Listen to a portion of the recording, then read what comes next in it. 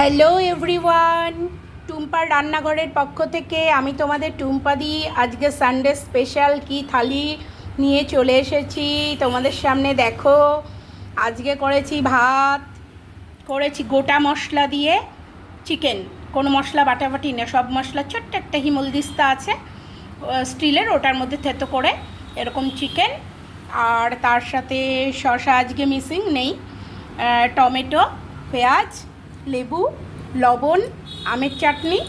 আর আজকে Sunday special যেটা করেছি সেটা হলো বাসন্তী।